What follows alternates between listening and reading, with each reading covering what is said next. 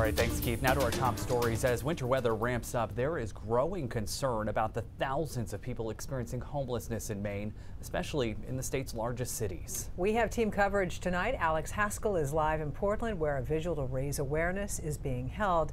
But we want to begin with Sean Stackhouse, who is in Lewiston, where advocates are pushing back against new restrictions just put in place by the city there. Sean. Zach and Tori, this new ordinance passed just last night by the Lewiston City Council bans camping and sleeping, along with being on municipal and city-owned buildings or property between the hours of 9 at night and 5 in the morning. And some advocates say it goes too far. People who are literally homeless really do feel that there isn't an option for them.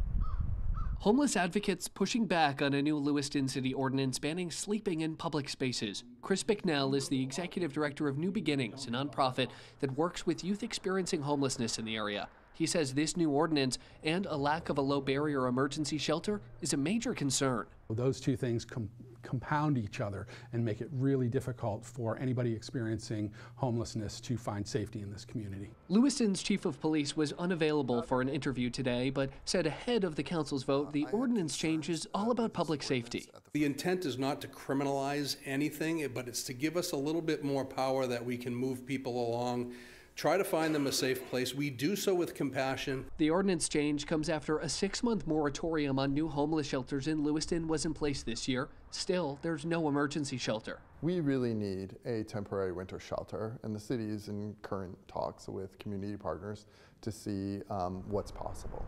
On the other side of the bridge, a plan proposed by Auburn to bring a shelter community of modular units to the region is still in limbo over funding. Mayor Jason Levesque says Auburn is ready to help. We do have a visible issue. We don't want to brush this issue under the carpet. It needs to be addressed. We need to have regional leadership.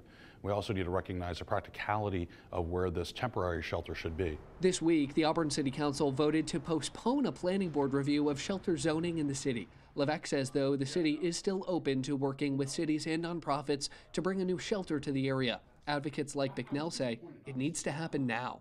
Even one more bed that's a low barrier bed that can be accessed by someone is going to make a difference for that person, an immeasurable difference